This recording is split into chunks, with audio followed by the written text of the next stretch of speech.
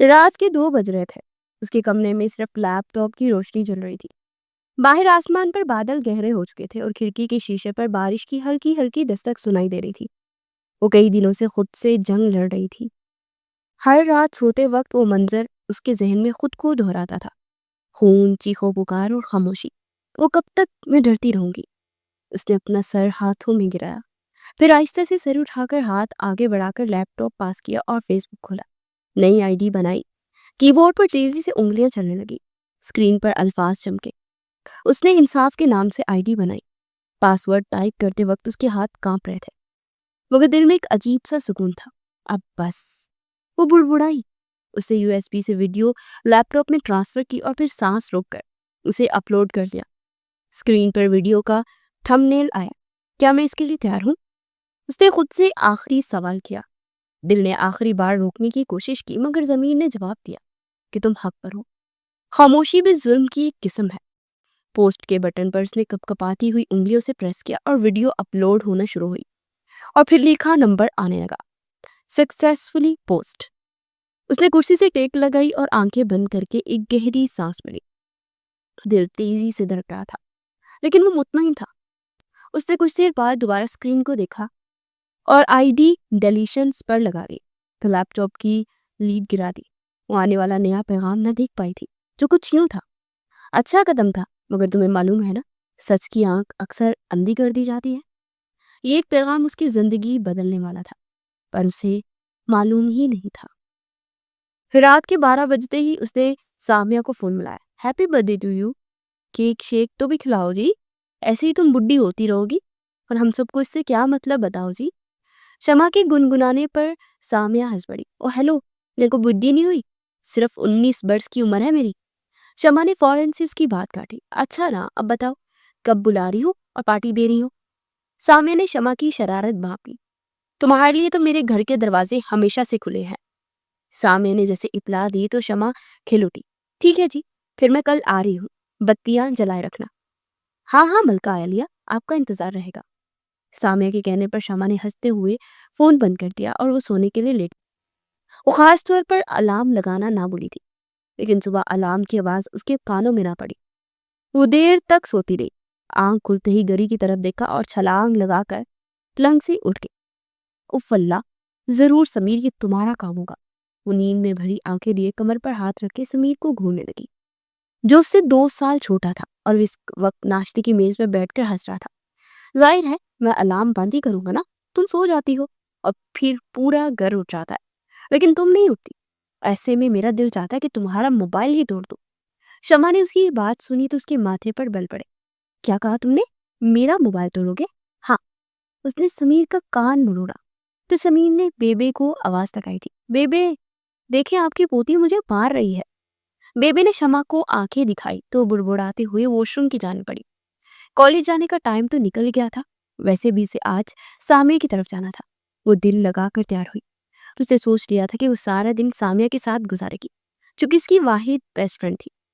तैयार होने के बाद वो बाहर आई तो समीर उसे देखकर हंस पड़ा। पागल बेंगन लग रही हो, शक्ल तो देखो अपने आईने में।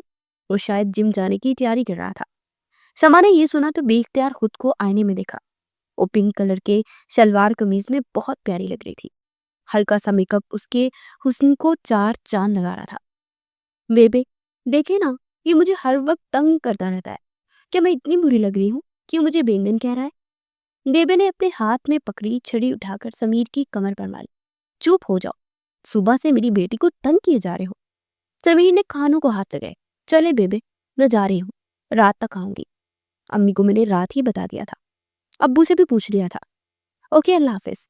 ये कहकर शमा आगे बढ़ी तो समीर उसके सामने जाकर खड़ा हो गया। 1 मिनट, 1 मिनट, पूरे घर से पूछ लिया, भाई से नहीं पूछा कि भाई की इजाजत है या नहीं?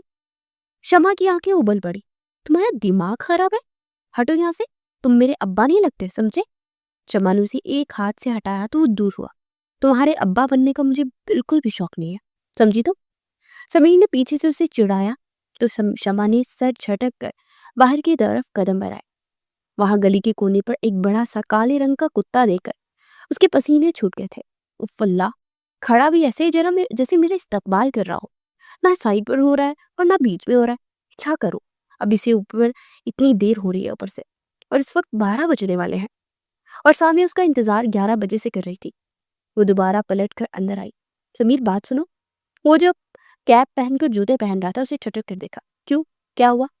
बाहर कुत्ता है, उसे भगा दो। गली के आखिर में खड़ा है, मुझे डर लग रहा है। शमा ने ये कहा तो समीर ने टहका लगाया। क्यों, तुम तो क्राइम रिपोर्टर बनोगी ना, और पहले ही मरने पर काले कुत्ते से डर गई। ये बनेगी जराइम रिपोर्टर। समीर ने उसका मजाक उड़ाया तो शमा की आंखें भर आई। दफा हो जाओ तुम यहाँ से, किसी काम के नहीं हो। भाई के नाम पर एक बहुत बड़ा धब्बा होगा। वो बुड़बुड़ाते हुए बाहर गए। मैं वाकई में क्राइम रिपोर्टर बनूंगी, मेरा शौक है, लेकिन ये कुत्ता कहाँ से बीच में आ गया? उसने अपना सर खुजाया और फिर आयतल कुर्सी का वर्द करते हुए दौड़कर गली पार की और गहरे गहरे सांस लेकर पीछे देखा तो कुत्ता उसे घूर घूर कर देख रहा था। उसे भाई का क्या मसला है? एक तो गली को अपनी जगीर समझा हुआ है, ऊपर से मुझे बदतमीजों की तरह घूर रहा है। कुत्ता ना हो तो। ये कहकर वो अपनी बात पर गौर करके खुद ही हंस पड़ी थी और फिर रिक्शे वाले को रोक कर सामिया के घर का एड्रेस समझाकर उसके घर रवाना हो गई। सामिया जैसे ही उसके इंतजार में थी, वो इसके लिए एक बहुत बड़ी घड़ी लाई थी। वो दोनों काफी देर तक बातें करने के बाद एक साथ खाना खाकर छत पर चली आई थी। सामिया ने उससे उसका आइडियल पूछा था। उसने नफी में सर हिलाया। मेरा कोई आइडियल नहीं है, वो मुझे आइडियल पर यकीन भी नहीं है। बस मेरा ख्वाब है कि मेरा साथ देने वाला इंसान मेरे ख्वाबों में भी मेरा साथ दे।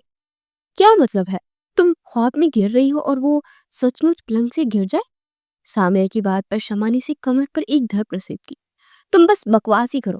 ख्वाब मतलब जो हम खुली आंखों से देखते हैं। जैसे तुम्हें पता है मुझे क्राइम रिपोर्टर बनने का बहुत शौक है, बस मुझे इसी काम से मना ना करे और मेरा साथ दे।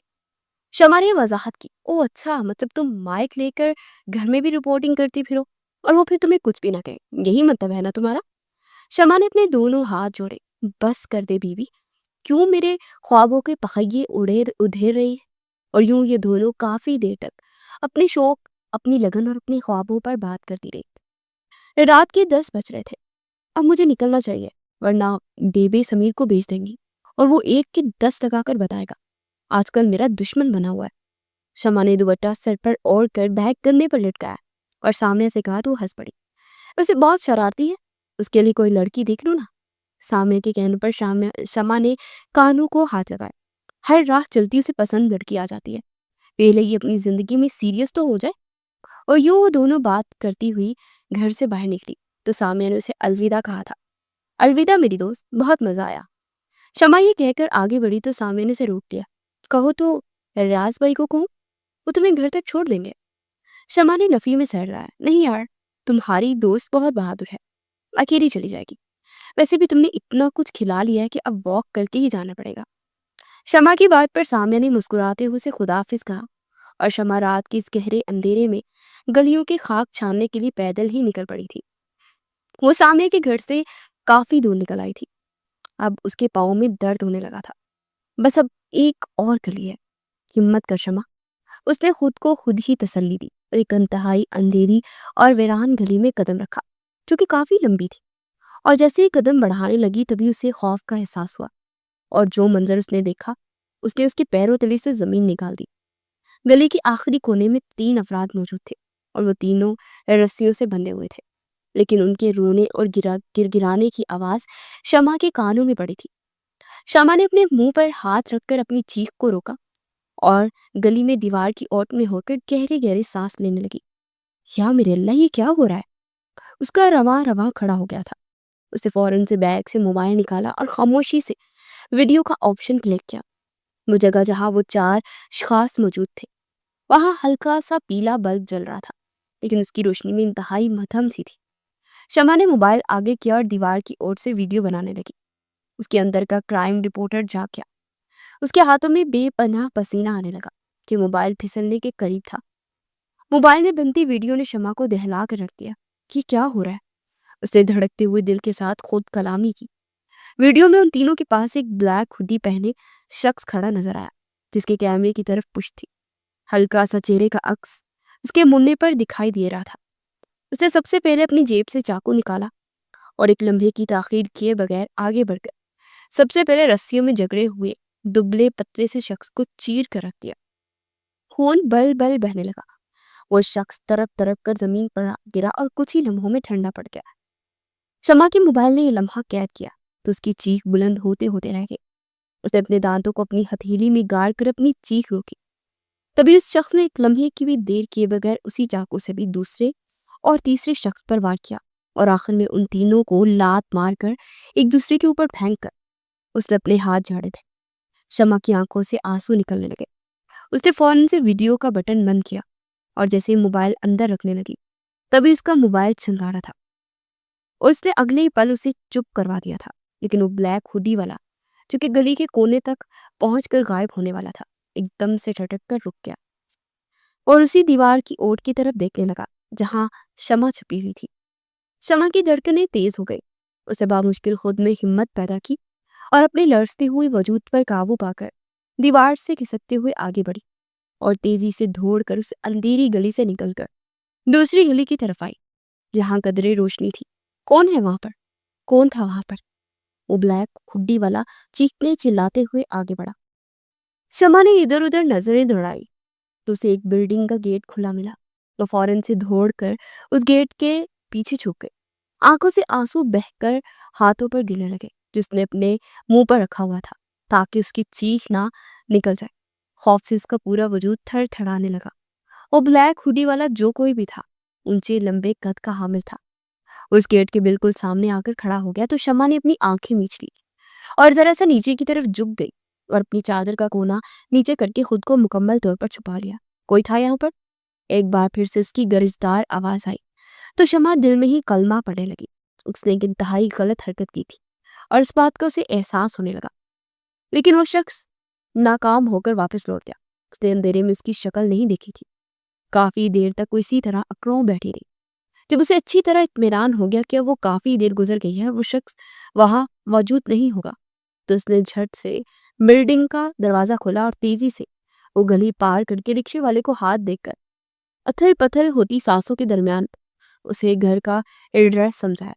आज अगर वो शख्स उसे वहां छुपा हुआ देख लेता तो वो जिंदा न रह पाती। इस सोच ने उसकी रीढ़ की हड्डी में सनसनाहट सी दौड़ा दी थी। तुम्हें क्या हुआ है? तुम्हारे मुंह पर 12 क्यों बज रहे हैं और ये आंखें क्यों इतनी सूजी हुई है?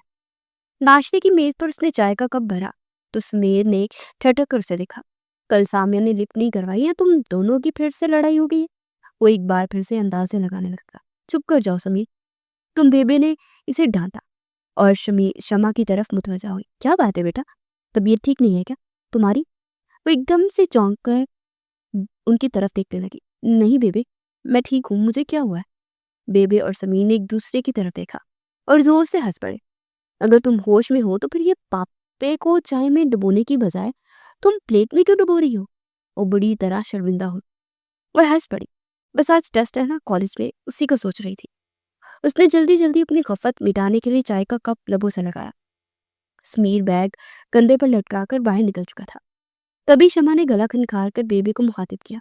उसकी अम्मी किचन में उसके वालिद साहब के लिए नाश्ता बना रही थी, इसलिए वो तजस्सुस भरे अंदाज में आगे की तरफ हुई और बेबे के कान में सरगोशी करने लगी। बेबे, एक बात तो बताएं, अगर हमें एक सच पता चल जाए और इस सच से बहुत से लोगों का भला होने वाला हो लेकिन खुद की जान का खतरा भी हो तो फिर क्या करना चाहिए? ये सुनकर बेबे ने घूर कर उसे देखा। क्या मतलब है? अरे बेबे, मेरा मतलब है कि सच हर हाल में बोलना चाहिए या अपनी जान बचानी चाहिए? ये सुनकर बेबे ने मुस्कुराकर उसकी तरफ देखा। सच बोलना चाहिए बेटा, सच बोलोगी तो जान खुद ही बच जाएगी। बेबे की नसीहत सुनकर उसके दिल को ढारस हुई थी। उसे जल्दी से कप वहीं रखा और अपना बैग लटकाकर हाथ हिलाकर जाने लगी। सारी रात वो इसी कश्मकश में थी कि उस वीडियो को क्या करे। उसने रात को वो वीडियो 2-3 बार लगाई और हर बार देखने पर उसे अपने जिस्म के अंदर झटके से महसूस हुए। वो बुरी तरह खौफजदा हो गई थी। रात को बार बार उसे ऐसा लग रहा था जैसे कोई ब्लैक हुड्डी वाला उसके कमरे में घूम रहा है। उसने झरझरी सी ली और अपने मोबाइल को सख्ती से अपने हाथ में पकड़ लिया। आज आर या पार होकर रहेगा।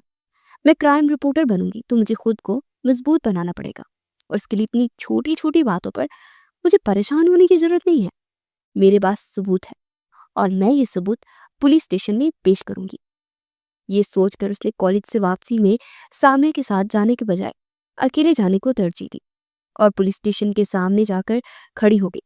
पसीने की बूंदें उसकी पेशानी पर चमकने लगी। पसीना टपक कर उसकी गर्दन तक आ गया तो उसने अपने हाथों में मौजूद टिश्यू पेपर से पसीना साफ किया और अंदर कदम रखा, जहां दो कांस्टेबल एक दूसरे से बातें करते हुए चाय पी रहे थे। वहां लकड़ी के कुछ बेंच भी रखे हुए थे और अंदर ऑफिस था जिसका दरवाजा बंद था। उसने बहुत मुश्किल अपनी खुश्क होठों पर जुबान फेरी और अंदर दाखिल हुई। जी बेबे, क्या काम है आपको? बात करते ही कांस्टेबल की नजर उस पर पड़ी तो वो हैरान हुआ। मुझे इंस्पेक्टर साहब से मिलना है, जरूरी बात करनी है। उसने अपने बैग को दोबारा से कंधे पर सेट करते हुए कहा था।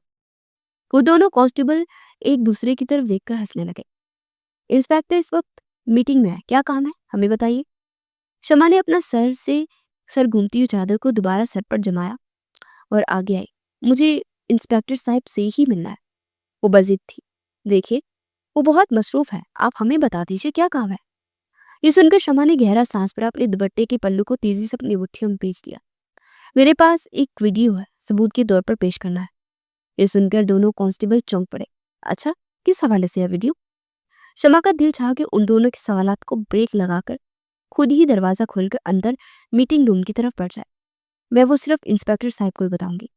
ये सुनकर कांस्टेबल ने अपना सर झटका। आइए, इंस्पेक्टर साहब से मिल लीजिए।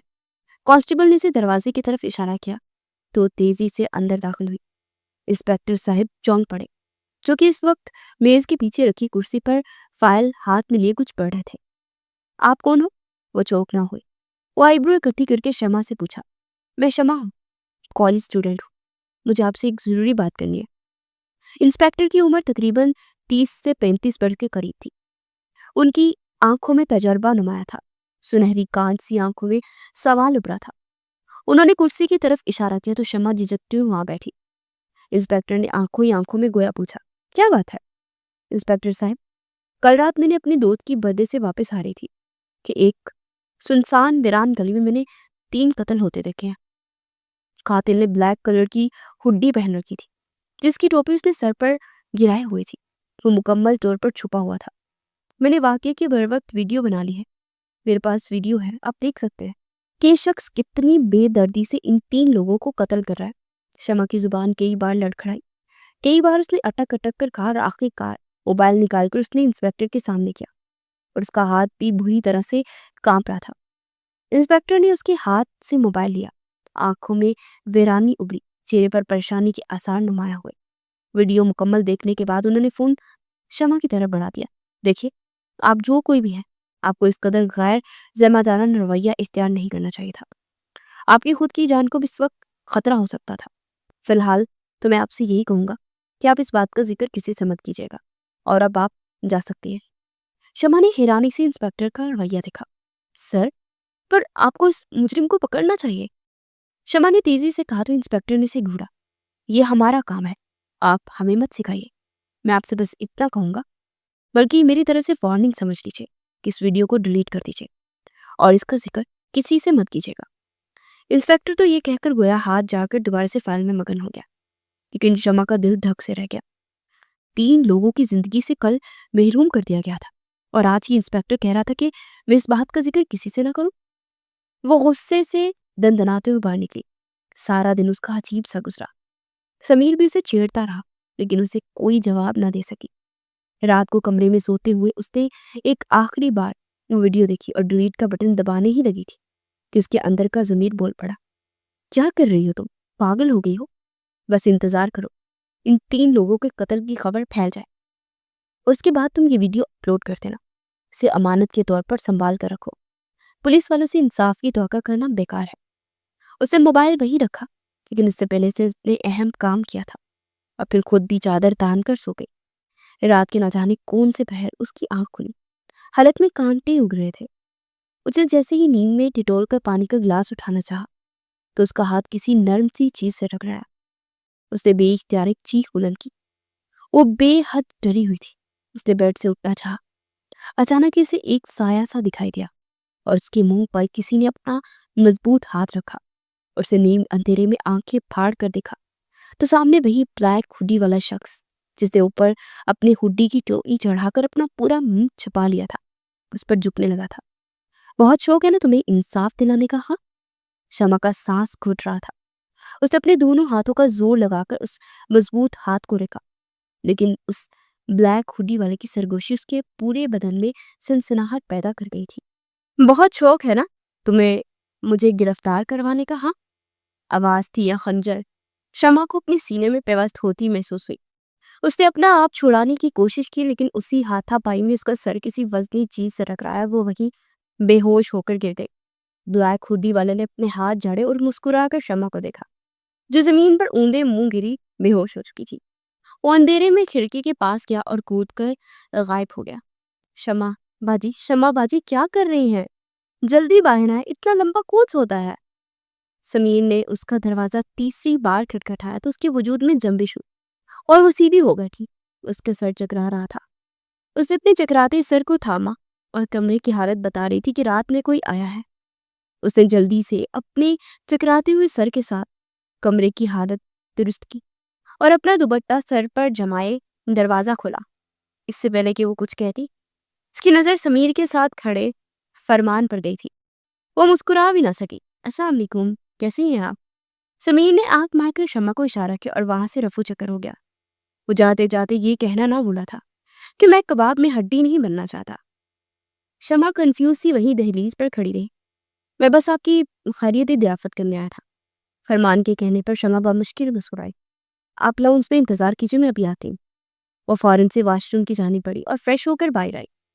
अलबत्ता उसके चेहरे पर खौफ के आसार नुमाया थे। शमा बेटा, फरमान के लिए चाय वगैरह बना कर लाओ। तुम्हारी अम्मी कल रात से अपने गांव रवाना हो गई हैं। वहां उनके कुछ रिश्तेदार का इंतकाल हो गया। बेबे के कहने पर उसने जल्दी से चाय बनाई और फरमान को पेश की। आज भी कॉलेज से छुट्टी हो गई थी। रात को जो कुछ उस पर गुजरी, उसके बाद उसमें इतनी हिम्मत नहीं थी कि वह बहादुर बनकर कॉलेज का रुख कर सके। क्या हुआ? आपके चेहरे पर 12 क्यों बज रहा है? फरमान ने मुस्कुराते हुए कहा। वो इसका चचाजाद कजन था। उन दोनों की बचपन से बात तय थी।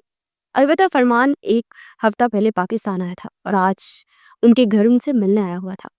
बेबी तो उसके सदके वारी जा रही थी। अलबत्ता शमा का जहन जैसे सुन सा था। आप आज कॉलेज नहीं गई? फरमान ने बात आगे को बढ़ाया। जी बस तबीयत ठीक नहीं थी, दिल नहीं हुआ। शमा मुस्कुराई। तबीयत ठीक नहीं है तो डॉक्टर के पास चलते हैं। क्यों बेबे, मैं ले जाऊं शमा को डॉक्टर के पास? शमा बेहद कंफ्यूज सी हो गई थी। नहीं, मैं ठीक हूँ, मुझे कॉलेज जाना था, अभी भी एक क्लास बाकी होगी। ये कहकर उठी तो फरमान भी उठ खड़ा हुआ। चले फिर, मैं अभी अपनी गाड़ी में आपको कॉलेज ड्रॉप कर देता हूँ। बेबे ने मुस्कुराते हुए फरमान को इजाजत दी। वो उनका पसंदीदा पोता था, जिसे कैसे इनकार कर सकती थी। मैं बैग लेकर आती हूँ। शमा ने ये कहकर अंदर की जानिब कदम बढ़ाए और मोबाइल की तलाश में नजरें चुराई और वो इसे साइड टेबल पर गिरा हुआ मिल गया। उसने जल्दी से मोबाइल उठाया तो उसके होश उड़ गए। मोबाइल में गैलरी खुली हुई थी, लेकिन वो वीडियो कहीं भी मौजूद नहीं थी। शमा का माथा झटका। यानी कि वो ब्लैक हुडी वाला शख्स रात को मेरे कमरे के अंदर घुसकर मुझे डराने के बाद मेरे मोबाइल से अपनी वीडियो भी डिलीट कर चुका है।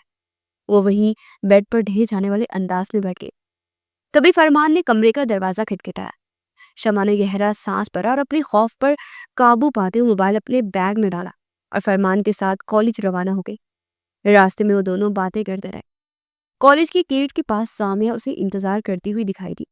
क्या बात है यार, 2 दिन से तुम कॉलेज ही नहीं आ रही हो, सब ठीक है ना? हाँ बस ऐसा ही। शमा ने बात को टाल दिया और वो दोनों क्लास लेने के लिए चल पड़े। क्लास से फारिग होने के बाद वो सामिया के साथ कैफे में आकर बैठे, जहां दोपहर का रश लगा हुआ था। उसे चाय पीने की तलब हुई। उसने कल रात के वाक्य के बाद अभी तक सामिया को भी नहीं बताया था।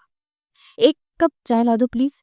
उसने अपने दुखते सर को दबाया और सामिया से दरख्वास्त की तो वो चाय लेने के लिए चल पड़ी। अब शमा मेज पर अकेली थी। तभी सामने एक छोटा सा बच्चा दौड़ता हुआ उसके पास आया। आपका नाम शमा है ना? वो एकदम से चौंक गई। हाँ, लेकिन तुम क्यों पूछ रहे हो?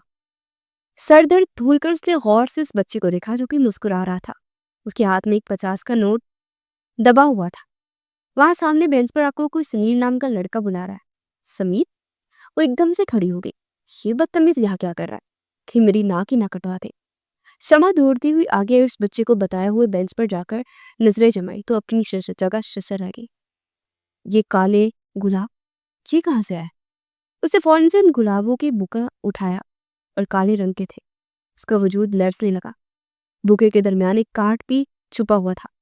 शमा ने कपकपाते हुए हाथ से उस कार्ड को खोला और उस पर लिखी तहरीर पढ़कर वो एक जगह जम सी गई। याद रखो, मैं तुम्हें हर जगह नजरों में रखे हूँ। मेरे खिलाफ जाना अपनी जिंदगी को खत्म करना है, समझी? तो धमकी अमेज तहरीर पढ़कर वो वहीं बेंच पर ढेर जाने वाले अंदाज में बैठ गई। उसने जल्दी से अपनी पानी की बोतल निकालकर 2 घूंट पानी के पिए और गहरे गहरे सांस लेने लगी। वो जो कोई भी था, उसके वाकई उसको अपनी नजरों के हिसार में रखे हुए था। और समीर, वो वो उसको कैसे जानता है? उसने खुद कलामी की तो वो गोया मेरे पूरे खानदान को जान गया है। Oh my God! शमा ने अपना सर अपने हाथों में गिराया और उसकी आंखों से आंसू बहने लगे। सामिया उसे कैफेटेरिया के दरवाजे पर खड़ी इशारे से अपने पास बुलाती हुई नजर आई। उसने जल्दी से अपनी आंखों के किनारे साफ किए, गुलाब के बुके को उठाकर नफरत अमीज निगाहों से देखा और झाड़ियों में फेंक दिया। भाड़ में जाओ तुम। वो तेजी से कदम उठाते हुए सामिया के पास आई। कहाँ चली गई थी तुम? वो पूछने लगी। कुछ नहीं, बस एक जरूरी काम याद आ गया था। उसने चाय का कप अपने लब्बों से लगा लिया ताकि सामिया उसके लहजे का अंदाजा ना लगा सके। वैसे एक बात तो बता सामिया, अगर कोई किसी को काले गुलाब दे तो उसका क्या मतलब होता है? शमा ने पूछा तो सामिया ने हैरत से अपनी आंखें फैलाई। तुम्हें नहीं पता? काले गुलाब तो हमेशा ही इंतकाम और नफरत की अलामत होते हैं। क्यों, तुम्हें भी किसी ने काले गुलाब दिए? शमा चौंक से गए। नहीं तो ऐसे ही पूछ रही हूँ। अच्छा, हम निकलते हैं, घर पर फरमान आया हूँ। आज कॉलेज भी उन्होंने ही ड्रॉप किया था। वो मुस्कुराई तो सामने ने उसे कोहनी मारी। वाह वाह, ये मेन बात तो तुमने अभी बताई है। मुझे तो लगता है कि इस बार फरमान भाई तुम्हें अपनी दुल्हन बनाकर ही लेकर जाएंगे लंदन। क्यों, ठीक कह रही हो ना? शमा के चेहरे पर शर्म की सुर्खी फैल गई। लगता तो यही है, लेकिन मेरा करियर यार। वो रूहान सी हो गई। कोई बात नहीं, लंदन जाकर अपने शौक पूरे कर लेना। सामने ने इसकी कमर पर धप प्रसीद की तो आइस पड़ी और वो दोनों एक दूसरे से बातें करते हुए कॉलेज से बाहर निकल गए और एक साया उन दोनों का पीछा करता हुआ नजर आया था। कॉलेज के इम्तिहान शुरू हो गए थे। वो रात देर तक बैठकर पढ़ाई कर रही थी, लेकिन अब आंखें बंद होने लगी थी। इस मसले का हल चाहिए है। उसने खुद से गार अपनी आंखें मूंद कर खड़ी होकर किचन की तरफ आई, जहां मध्यम सा पीला बल्ब जल रहा था और किचन में हल्की सी रोशनी फैली हुई थी। उसे मूंदी मूंदी आंखों से सॉस पैन ढूंढा और झूले पर रखा ही था कि संग पर नजर पड़ते उसके हाथ से सॉस पैन छूट कर गिर गया और वो गहरे सुनाटे को उसकी आवाज को चीरते हुए शोर पैदा कर गए। ओह माय गॉड, ये क्या है? सैंक पर खून के धब्बे फैले हुए थे। लगता है ये समीर का कारनामा है। केचप गिराकर मुझे डरा रहा है। उसे किचन से बाहर निकल कर देखा, लेकिन समीर के कमरे का दरवाजा बंद था और लाउंज गहरे अंधेरे में डूबा हुआ था। उसका दिल तेजी से धड़का। वो फौरन से सैंक के पास आई, उंगली उस लाल रंग के धब्बे में डुबोकर नाक के करीब करके सूंघी तो उछल कर पीछे हो। वो वाकई में ही खून था। उसकी चीख बुलंद हुई। जिसने उसके मुंह पर हाथ रखकर उसने रोक दिया। उसका वजूद कपकपाने लगा। उसने बामुश्किल खुद में हिम्मत पैदा की और जैसे ही वो किचन से बाहर निकली तो उसे किचन की खिड़की से एक साया गुजरता हुआ महसूस हुआ। वो हवास पख्ता सी दौड़ते हुए अपने कमरे में आए और दरवाजा बंद करके टेक लगाकर गहरे गहरे सांस लेने लगी। कमरे की खिड़की खुली हुई थी और पर्दा हिल रहा था। ये खिड़की कैसे खुली? मैंने तो अभी से बंद किया था। शमा को खौफ के मारे बुरा हाल था। वो फौरन से आगे और इसलिए खिड़की बंद की और लैंप बंद करने के लिए हाथ आगे बढ़ाए ही थे कि लैंप के पास रखे एक नोट पर उसकी नजर पड़ी। होशियार बनने की कोशिश भी ना करना। मैं जानता हूँ तुमने मुझे गिरफ्तार करवाने की ठान ली है, और अगर ये हद पार की तो फिर जान लेना मुझसे बुरा कोई नहीं होगा। शमा ने फौरन कागज मोड़कर वहीं डस्टबिन में फेंका और खुद पर कंफर्टर ओढ़ कर गहरे गहरे सांस लेने लगी। मैं पीछे नहीं हटूंगी, चाहे कुछ भी हो जाए, चाहे तुम मुझे कितना ही क्यों न डरा लो। उसने लड़ती हुई आवाज में खुद से अहद किया और फिर जारों की तार हो पड़ी। इस मुल्क में इंसाफ हासिल करना भी किस कदर दुश्वार था। सुबह की नरम रोशनी डाइनिंग एरिया में छन छन कर आ रही थी। अंडे और पराठे की खुशबू फैली ही थी। शमा अपने बालों का जोड़ा बनाए आहिस्ता आहिस्ता सीढ़ियों पर कदम रखे नीचे उतर रही थी। उसका एक एक कदम मन भारी हो रहा था, सर हुनूस चकरा रहा था, लेकिन उसने अपने चेहरे पर जबरदस्ती मुस्कुराहट सजाई। उसकी वालदा ने आज एहतमाम से नाश्ता बनाया था। क्या बात है अम्मी, आज आप बहुत खुश दिखाई दे रही हैं। रात के रज्जगे ने उसकी आंखों में सिर्फ निशान छोड़ के रखे थे। बस तुम जल्दी से अपने पेपर दे दो बेटा। और खुशखबरी ये है, कि फरमान से तुम्हारी शादी तय हो गई है, अगले हफ्ते निकाह है, कल तुम्हारा आखिरी पेपर है ना। खबर थी या कोई बम जो शमा के सर पर गिरा था? उसने इतनी जल्दी मेरी शादी तय कर दी? वो घबराई। हाँ, और अब तुम्हें और कितना बर्दाश्त करें? फरमान भाई का भी तो हौसला होना चाहिए ना कि तुम्हें बर्दाश्त करें। सारी बदकिस्मती हमारे ही नसीब में लिखे जानी है क्या? समीर ने उसके बराबर में कुर्सी खींच के बैठते हुए सेब का टुकड़ा तोड़ते हुए कहा। तो शमा ने उसे घूर कर देखा। तुम तो चुप रहो। उसकी वालिदा ने समीर को हंसते हुए इशारे से मना किया। थोड़े दिनों की मेहमान है, फिर लंदन चली जाएगी, तो इन्हीं बातों को याद करोगे। ये सुनकर समीर हंस पड़ा। हाँ, कह तो आप बिल्कुल ठीक नहीं है, याद तो करूंगा, लेकिन हमेशा बुरे अल्फाजों में। शमा ने एक धप रसीद की समीर की कमर पर। देखे ना अम्मी, कि हर वक्त मुझे तंग करता है। न जाने क्यों फरमान से शादी का सुनकर शमा के दिल में वैसी खुशी नहीं हुई थी जैसी होनी चाहिए थी। उसे जल्दी जल्दी नाश्ता खत्म किया। उसे सामिया को ये खबर सुनानी थी, लेकिन दिल एक अजीब सी खलिश में था। वो मंजर बार बार उसकी आंखों के पर्दे पीछे आ जाता और सवाल करता कि आखिर उन मासूमों के कातिल को कब सजा दिलवाएगी। कमरे में आते उसने सोच लिया था कि वो क्या करेगी। अब बस अमली जामा पहनाने की देर थी। कॉलेज के पेपर खत्म हुए तो शमा के कंधे पर एक बोझ उतर गया। सामिया उसके घर पर आई ही थी। मेहंदी का समा था। घर को रंग बिरंगी दुपट्टों और फूलों से सजाया गया था। शमा को मेहंदी लग रही थी। बस आज की रात इस घर में गुजार ली, इसके बाद तो फरमान के घर पर सुधार जाएगी। सामिया की बात सुनकर उसकी आंखों में आंसू आ गए। समीर भी रोने लगा। उसके वालिद साहब ने आगे बढ़कर उसके सर पर हाथ रखा। उसकी वालिदा भी आंसू बहाने लगी। शमा का दिल भर आया। आंसू टप टप गिरने लगे। बस तुम जहां रहो खुश रहो बेटी, उसके वालिद साहब ने कहा तो इनके गले लग गई थी। सारी रात उसकी करवटों में गुजरी, ये सोच करके अब नए घर में वो कैसे गुजारा करेगी। अगले दिन सूरज की नर्म सी किरणें लिए कमरे में दाखिल हुआ तो शमा की आंख खुल गई। सामिया आज उसके साथ ही ठहरी हुई थी। नाश्ता करने के बाद उसकी वालिदा ने उसे अपने पास बिठाया और मोहब्बत बड़ी बातें की। सुनो बेटा, अब पॉलर जाने का वक्त हो गया, तुम पॉलर जाओ, मैं घर के काम में लगूं। शादी वाला घर है, 100 काम है। उसकी वालिदा ने कहा तो शमा पॉलर की तरफ चल दी थी। सामिया उसके साथ थी, लेकिन सामिया को उसकी वालिदा की कॉल आई तो वो थोड़ी देर बाद आने का कहकर वापस चली गई। शमा तैयार हो गई थी। उसने सुनहरी रंग का कामदार जोड़ा पहन रखा था और उस पर मेहरून दुपट्टा सर पर सजाए वो बेहद प्यारी लग रही थी। शमा, हमने बहुत सी दुल्हनें तैयार की है, लेकिन आपके चेहरे पर एक अलग ही रूप है। पॉलर वाली ने कहा तो शर्माए बिना न रह सके। तभी उसका मोबाइल बजा। अनजान नंबर था। उसने फोन रिसीव किया। मैं फरमान साहब का ड्राइवर हूँ, अब बाहर आ जाइए, आपको शादी हॉल लेकर जाना है। शमा ने ये सुना तो उसका दिल धड़कने लगा। वो बाहर निकली तो ड्राइवर उसी की राह तक रहा था। वो गाड़ी में बैठ गई।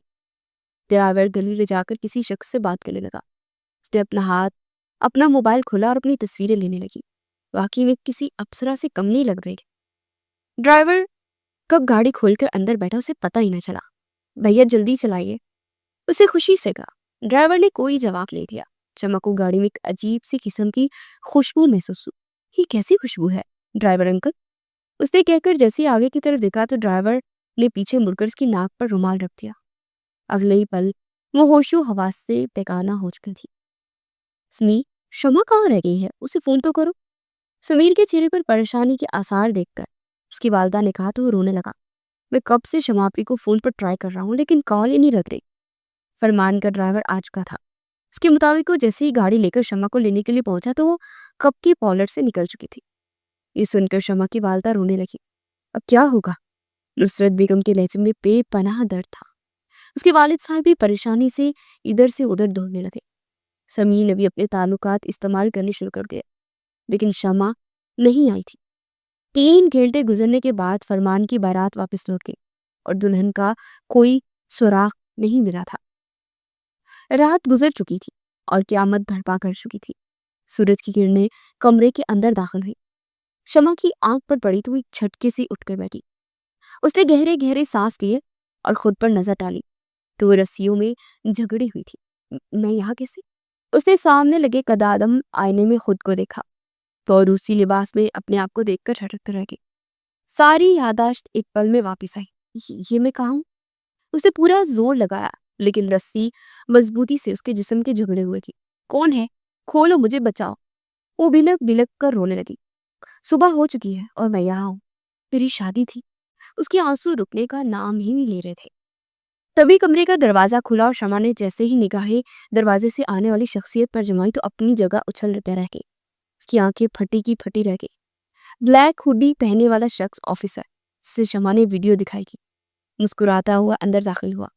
उसकी नई सुनहरी कांच सी आंखें शमा के वजूद में धरती चली गई। शमा हैरत से उसे देखती रही। तुम? तो ये तुम थे? वो चिल्लाई। Welcome to my home. Black hoodie की टोपी उसने सर से हटाई तो शमा को हैरत का शदीद झटका लगा। वो शख्स कोई और नहीं, वही पुलिस ऑफिसर था जिसने उसे उस वीडियो का जिक्र किसी से भी करने के लिए मना किया था। मैंने तो तुम्हें बहुत समझाया, लेकिन तुम्हें खुद ही शौक था मैं तुम्हें यहाँ तक ले आऊं, सो मैं ले आया। कैसी हो तुम मेरी जान? ये सुनकर शमा ने नफरत से मुंह फेर लिया। तो ये है तुम्हारा इंतकाम? बिल्कुल।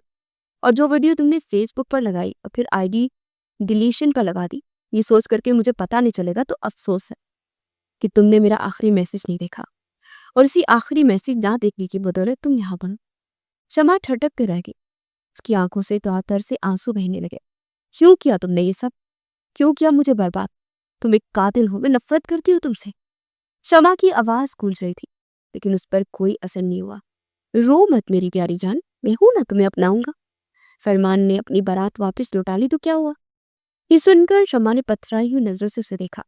वो ऐसा नहीं कर सकता, तुम झूठ बोल रहे हो। तभी उस ब्लैक हुडी वाले ऑफिसर ने, जिसका नाम लिया राफिया अली खान था, उसने मोबाइल उसके सामने किया। पूरी वीडियो चलने लगी। फरमान के अल्फाज साफ सुनाई दे रहे थे। मैं आपकी बदकिरदार बेटी से शादी नहीं कर सकता जो भाग गई है। उसके माँ बाप हाथ जोड़कर माफी मांग रहे थे। शमा का दिल टूट कर टुकड़े टुकड़े हो गया था। उसने मुंह पर हाथ रखकर रोते हुए अपनी चीख दबाई की। मौलवी साहब आ जाइए। ये आवाज सुनकर वो तड़प कर सीधी हुई। रो मत, मैं हूं ना, तुम्हें अपनाऊंगा। ये सुनकर शमा ने अपने हाथ पैर हिलाए और रस्सी को खोलने की कोशिश करने लगा। नहीं, ये कोशिश तुम्हें भारी पड़ेगी। निकाह के बाद मैं तुम्हें आजाद करूंगा। तभी उसने आगे बढ़कर कहते शमा के सर पर बंदूक रखी। कबूल है 3 बार कहना है। बस अगर तुम नहीं कहोगी तो तुम्हारा भाई और माँ बाप मेरे निशाने पर हैं। मेरे बंदे वहां पहुंचे हुए हैं। बस तुम्हारा एक ना कहना और वो तीनों अपनी जिंदगियों से हार जाएंगे। नहीं नहीं प्लीज। शमा ने तड़प कर उसके सामने हाथ जोड़े और फौरन से 3 बार कबूल है कहकर अपनी जात को बिखरते हुए देखा था। बहुत खूब। ये कहकर उसने खुद भी मौलवी साहब के कहने पर कबूल है कहा और रस्सियां खोलकर उसे आजाद कर दिया। मुबारक हो, अब आप मेरी बीवी के ओहदे पर फाइज हो गई हैं। वो मुस्कुराया। मैं नफरत करती हूँ तुमसे। राफिया के कहने पर वो शेरनी की तरह आगे बढ़ी और गिरेबान पकड़कर उसे झिंझोड़ कर रख दिया। जिंदगी तो बर्बाद कर ही दी है तुमने। अब मार भी दो मुझे, कोई फर्क नहीं पड़ता। राफिया मुस्कुराया था और फिर उसे कलाई से घसीट कर बाहर की तरफ ले जाने लगा। छोड़ो मुझे, मुझे नहीं रहना। मैं तुम्हारे साथ नहीं रहना चाहती, तलाक दो मुझे। राफिया ने गुस्से से उसे देखा, एक थप्पड़ घुमा कर उसके मुंह पर दे मारा और वो जमीन पर जा गिरी। उसके लबों से खून निकलने लगा। तुम चाहे जितना भी जुल्म कर लो, तुम कातिल थे और रहोगे। मैं ये साबित करके रहूंगी। वो चिल्लाई थी। तभी वो घुटनों के बल झुका और उसे अपनी बाहों में भरकर उठाया। वो हैरान रह गई। उसके सीने पर मुक्के बरसाने लगी। छोड़ दो मुझे, मैं तुमसे नफरत करती हूँ। वो बार बार यही कहती रही, लेकिन मुस्ताबिक कदम रहा। उसे गाड़ी में धकेल कर उसने गाड़ी नामालूम मंजिल की तरफ बढ़ा दी। शमा रोती रही, चिल्लाती रही, चीखती रही कि उसे वापस भेज दे, लेकिन राफिया ने जैसे अपने कान बंद कर लिए थे। गाड़ी एक घर के सामने रुकी तो राफिया ने उसे दोबारा से कलाई से घसीट कर बाहर निकाला और अंदर ले जाने लगा। शमा ने मजाहमत की, पर वो मजाहमत किसी काम न आई। कमरे का दरवाजा खोलकर उसने शमा को बेड पर पटका। अब यही तुम्हारा घर है और तुम यहाँ से कहीं नहीं भाग सकती। तुम मेरी कैद में हो, समझी तुम? दरवाजा बंद हो चुका था और शमा सारी रात वहीं बैठकर बिलक बिलक कर रोते अपनी किस्मत पे मातम करती रही थी। अगली सुबह कमरे का दरवाजा खुला तो राफिया अली खान की हैरत की इंतहा न रही। वो जमीन पर बैठे बैठे कब सो गई, शायद उसे खुद भी पता नहीं था। वो आगे आया, उसका चेहरा थपथपाया तो हड़बड़ा कर रुकी। राफिया ने उसे मुस्कुरा कर देखा। गुड मॉर्निंग, नाश्ता कर लो। शमा ने नफरत से रोक फेर लिया। मुझे जहर ला कर दे दो, मेरे लिए वही काफी है।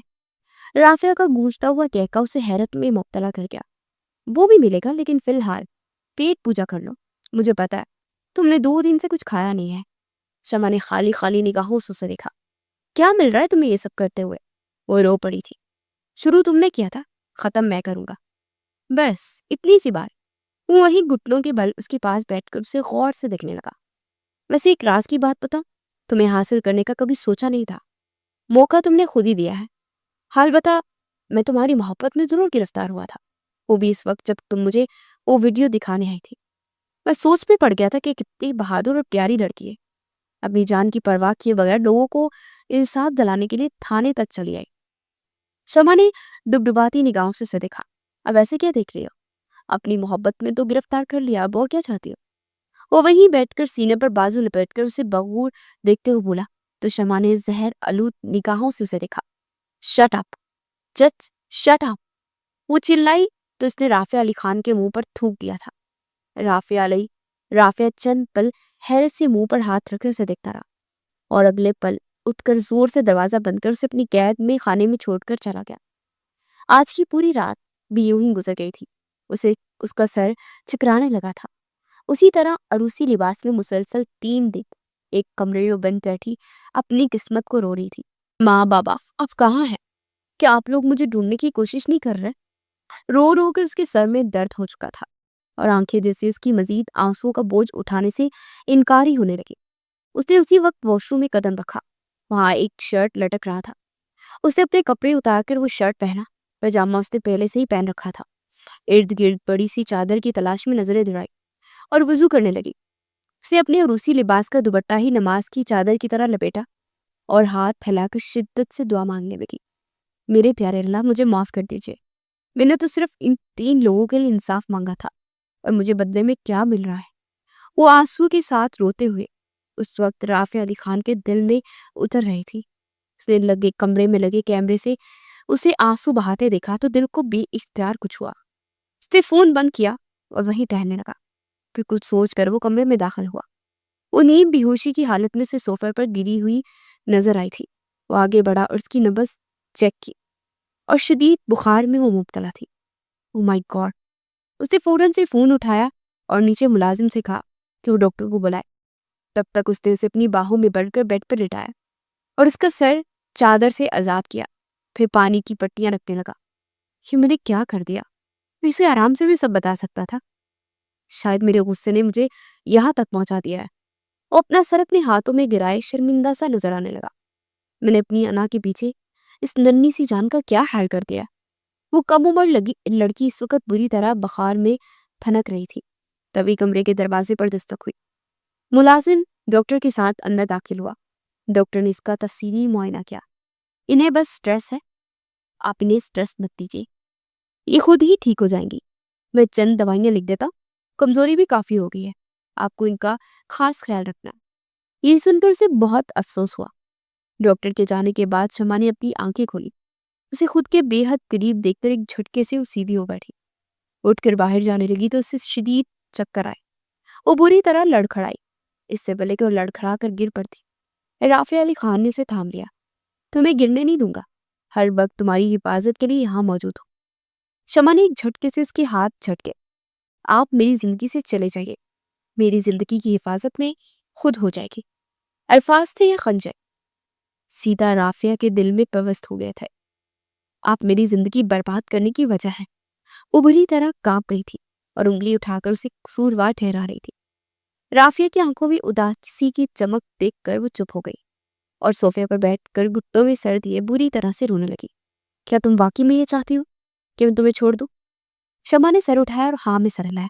बिल्कुल, मैं चाहती हूँ कि आप मेरी जिंदगी से निकल जाइए और मुझे मेरी जिंदगी में वापस जाने दें। मैं अपने वालिदैन के पास जाना चाहती हूँ। मुझे माफ कर दें।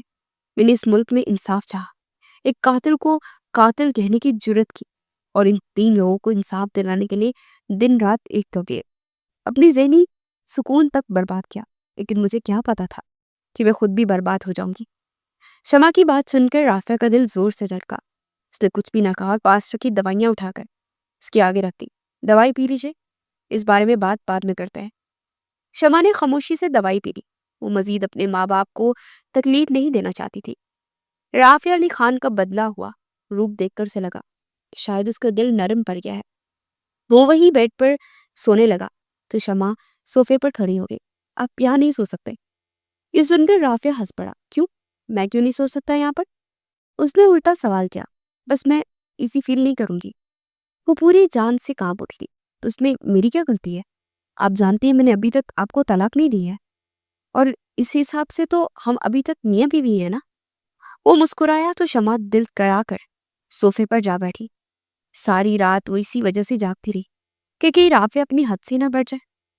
अगली सुबह राफिया की आंखें काफी हद तक सुर्ख थी। उसने अपना यूनिफॉर्म पहना और इसे साथ चलने का कहा। वॉशरूम में आके कपड़े रखे हैं, मुलाजमा रख के गई है, सुबह आप चाहें तो वो बदल लें। वो फजर की नमाज अदा करने के बाद सोई थी जब 10 बजे के करीब राफिया ने उसका कंधा हिलाकर उसे उठाकर कहा था। कहाँ जा रहे हैं हम? उससे पुरजोश लहजे में पूछा। आप तैयार हो जाए फिर पता चल जाएगा। वो संजीदा से कहता हुआ कमरे से बाहर निकला और गाड़ी में उसका इंतजार करने लगा। थोड़ी देर बाद वो सादे से शलवार कमीज में दुपट्टा सर पर जमाए गाड़ी की पिछली सीट पर बैठकर उसके साथ रवाना हो गई थी। गाड़ी अनजान मंजिल की तरफ बढ़ने लगी। फिर आधे घंटे बाद राफिया ने खामोशी से गाड़ी से एक सुनसान वीरान जगह पर रोक दी। बाहर आइए, उसने शमा से कहा और खुद आगे बढ़ गया। शमा जल्दी से उस वीराने से घबरा कर उसके पीछे भागी, लेकिन सामने की तरफ देखकर ठटक गई। ये कब्रिस्तान था। राफिया ने पीछे मुड़कर देखा तो वो फटी फटी निगाहों से देखने लगी। आ जाओ, यहाँ के मकीन तुम्हें तंग नहीं करेंगे। वो खुद अपने आप से तंग है। शमा ने ये सुनकर छोटे छोटे कदम उठाकर उसके पीछे चलना शुरू कर दिया। एक कब्र पर जाकर वो ठहर गया। उस पर लगे कुतबे को पढ़कर शमा को अजीब सा एहसास हुआ। नाम मुस्कान अली खान दर्ज था। तरीके पैदाइश। शमा ने हिसाब लगाया। इस कब्र में दफन मकीन की उम्र बहुत कम थी, यही कोई 15 बरस के करीब। और इस दुनिया से गए हुए 5 बरस बीत चुके थे। राफिया अली खान वहीं घुटनों के गिर्द बाजू लपेट कर बैठ गया। उससे भी इशारा किया। तुम मुझे कातिल कहती हो, लेकिन हर कोई माँ के पेट से कातिल बनकर नहीं निकलता। ये दुनिया उसे कातिल बनाती है। राफिया अली खान का ये जुमला उसे चौंका गया। उसने हैरत से उसकी तरफ देखा। तुम ठीक कहती हो, मैं कातिल हूँ, लेकिन मैं कातिल क्यों बना? तुमने इसकी वजह जानने की कोशिश ही नहीं की। शमा पर हैरतों का पहाड़ टूट पड़ा। मैं 25 बरस का था, हॉस्टल में मुकीम था, पढ़ाई कर रहा था। जब एक रोज कॉल आई कि मेरे घर में मेरी बहन के साथ ज्यादती करके उसे कत्ल कर दिया गया। ये खबर मुझ पर बिजली बनकर टूट पड़ी और मैं उसकी इंसाफ के हसूल की खातिर दर बदर फिरता रहा, अदालतों के धक्के खाए। शमा ने उसकी बात पर उसकी आंखों में झांका तो वहां आंसू तैरते हुए नजर आ रहे थे। वो चंद लम्हे रुका और फिर दोबारा गोया हुआ। हर जगह धक्के खाने के बाद मैंने फैसला अल्लाह पर छोड़ दिया, लेकिन अंदर ही अंदर आखिरी वक्त का उस मुरझाया हुआ चेहरा याद आया तो दिल में एक आग सी भड़क जाती कि मैंने उसे इंसाफ नहीं दिलाया। और यूं मैंने मेहनत और लगन शुरू कर दी, क्योंकि इस वक्त मेरे पास ताकत नहीं थी। ताकत की बदौलत इंसान हर चीज हासिल कर सकता है। मैंने भी यही सब कुछ किया।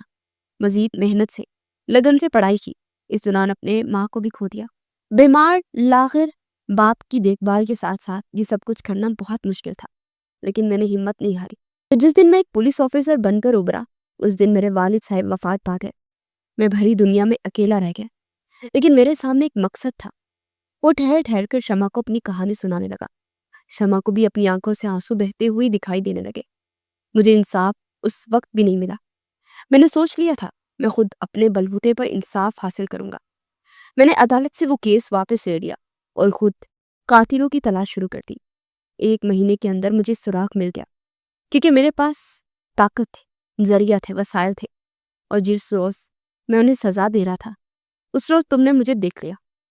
वो 3 अशखास कोई और नहीं, मेरी बहन की ज्यादती के जिम्मेदार थे। उन्होंने मेरी बहन को मारा। उन्होंने अपना जुर्म भी कबूल किया और मेरे पास उनके बयानात भी मौजूद थे। लेकिन जब तुमने सिर्फ जो देखा उसे सच मानकर मेरी वीडियो मुझे ही दिखाकर ये कहा कि तुम इन तीनों को इंसाफ दिलाना चाहती हो, तो मुझे रोना आ गया। पिछले 5 सालों से मैं जिन्हें ढूंढ रहा था, और फिर बलाखिर जिन्हें ढूंढ कर मैंने उन पर उनका कत्ल करके अपना इंसाफ हासिल किया। तुमने बस 5 मिनट की वीडियो में ये अंदाजा लगा लिया कि मैं कसूरवार हूँ। उस दिन मुझे गुस्सा आया और मैंने सोच लिया कि इस लड़की को मैं सबक सिखाऊंगा। और यूं आज तुम मेरे सामने हो, मेरे पास हो। तुमने मेरी कहानी सुन ली। मैं मानता हूँ मैंने गलत किया, लेकिन मैंने इससे पहले तुम्हें कई बार वार्निंग दी कि तुम इस मामले से दूर रहो। लेकिन तुम पर इंसाफ का भूत सवार था। मैं तुम्हें जानता नहीं था, वरना तुम्हें अपनी कहानी इसी वक्त सुना देता तो आज ये सब कुछ ना देखना पड़ता। लेकिन खैर, अब भी कुछ नहीं बिगड़ा। अगर तुम चाहती हो कि मैं तुम्हें तलाक दूं तो मैं तुम्हें तलाक दे दूंगा। राफी अली खान की सुनहरी कांच सी आंखों शमा को अपने वजूद के अंदर उतरती हुई महसूस हुई। तुम्हारे पास फैसला करने का इख्तियार है। तुम चाहे तो वहां खड़ी गाड़ी में बैठकर अपने घर वापस जा सकती हो। वो रो पड़ी थी। आपके लिए कहना बहुत आसान है, लेकिन मेरे लिए बहुत मुश्किल है। मुंह पर हाथ रख के वो रोते हुए भाग कर गाड़ी में बैठ गई। राफी अली खान थक हार कर उठा और उसके पीछे चला आया। कहाँ जाना है? क्या फैसला किया? गाड़ी में थोड़ी देर खामोशी के बाद उसने दोबारा पूछा तो शमा ने अपने घर कहकर चुप ओढ़ ली। घर आते ही वो गाड़ी से उतर गई और वो जाने लगा तो शमा ने हाथ के इशारे से उसे रोक लिया। आपको भी अंदर आना होगा।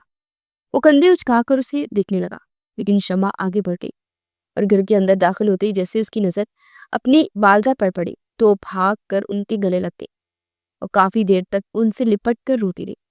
और समीर भी हैरान परेशान अपनी जगह खड़ा रहा और उसके वालिद साहब तो सजदे में गिर गए। राफी अली खान छोटे छोटे कदम उठाता हुआ आ गया है। आपकी बेटी का कोई कसूर नहीं है। मेरे इंतकाम के लिए सब किया, लेकिन अब मैं इससे माफी मांग चुका हूँ। फैसला इसका अपना है। अगर वो मेरे साथ निभाह करना चाहती है तो मैं इसे रखने के लिए तैयार हूँ। अगर वो तलाक चाहती है तो मैं इसके लिए भी तैयार हूँ। आखिरी बात कहते उसके होंठ लर्ज उठे थे। उसके वालिद साहब ने शमा की जुबानी सारी कहानी सुनने के बाद शमा की तरफ देखा तो उसने सर झुका दिया।